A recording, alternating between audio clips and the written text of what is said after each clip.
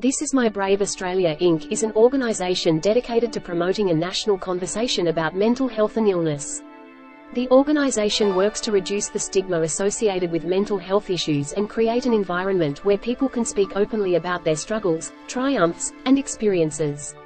Through the power of storytelling, This Is My Brave Australia Inc. encourages individuals to share their stories in order to raise awareness, build understanding, and create a stronger support network for those affected by mental illness. With a focus on providing resources and support for those in need, This Is My Brave Australia Inc.'s mission is clear: to empower individuals to take control of their mental health journey. Those people behind me are going to tell their stories.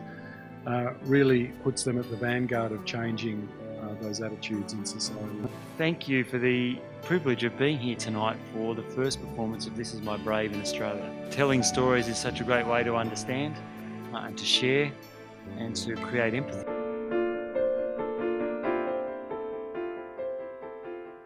I would like to remind everyone that we are not defined by our mental health, and so please be mindful that what I am about to express to you does not encompass me as a whole.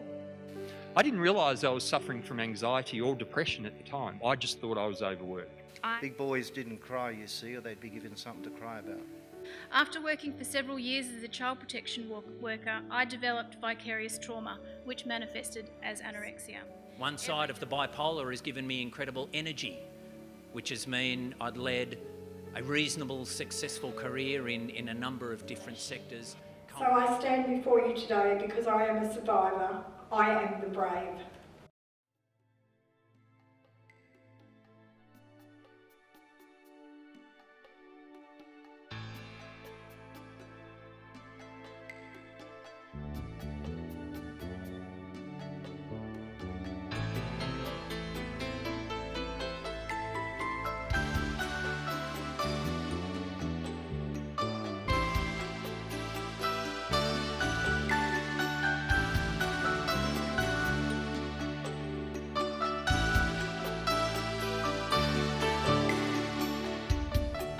I was wildly psychotic in Mullumbimby.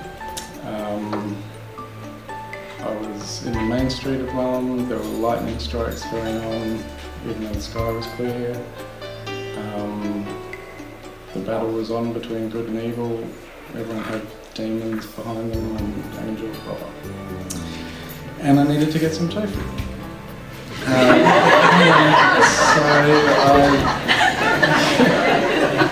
I went into the RGA, and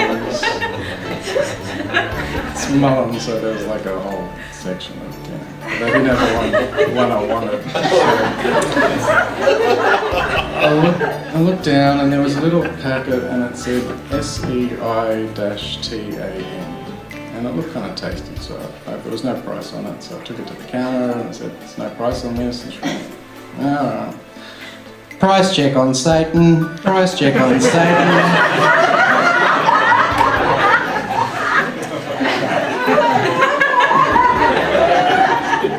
That was about it for me.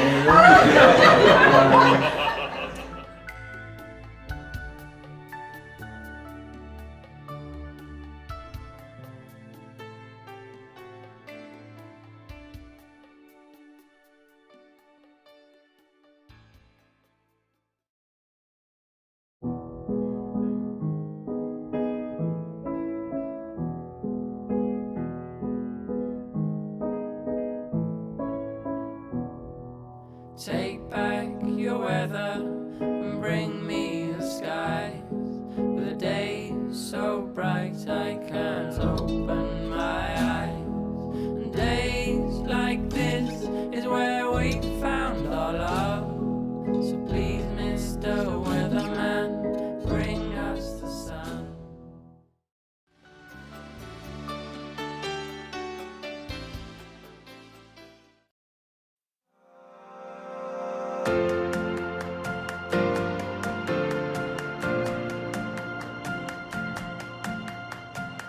The theme of storytelling saves lives is one that is incredibly important for me. My opinion is people who live, have families, have jobs, who operate their lives with a mental illness are some of the strongest people that I know. Because I think as you're going to see tonight, you're going to see stories and hear stories that will affirm that common humanity. How you going?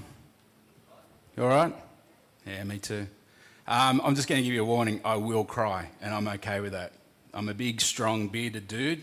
I'm going to play a song that I wrote in 2009. I'm going to tell you a bit of a story, but don't feel bad for me because we need to see blokes brave enough to do this.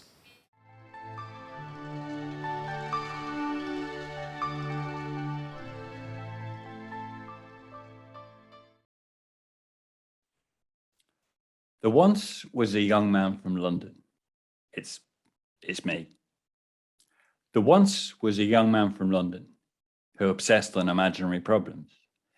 The issue with this is that they don't exist, which makes it much harder to solve them.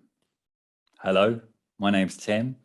I live with anxiety and depression, and I'd like to talk to you today about the power of storytelling.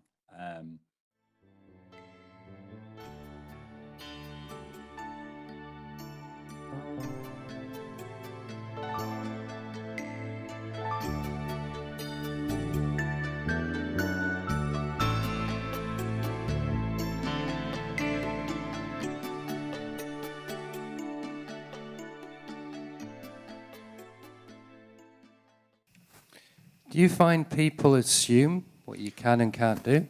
Yes, they always assume that we are hopeless and that we have to be helped. They treat us with caution tape around us, saying we're too risky to get employed, to get employed and to get a job. Where is the respect for my human rights? I didn't have to stand up for myself until my accident.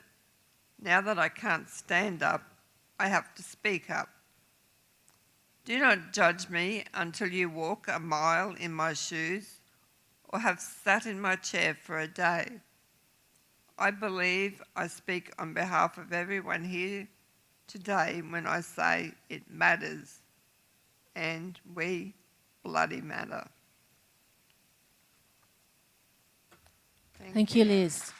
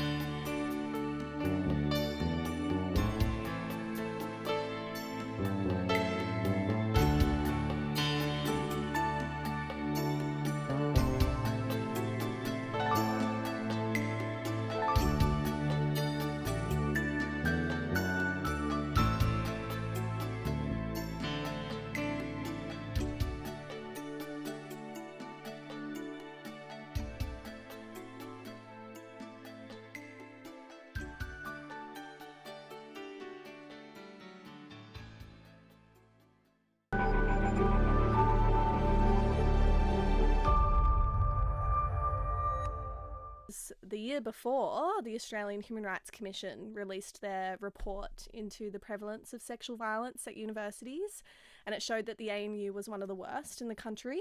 And then experiencing that it was the worst, as a senior resident, it was disclosure after disclosure at least once a week. It was very often,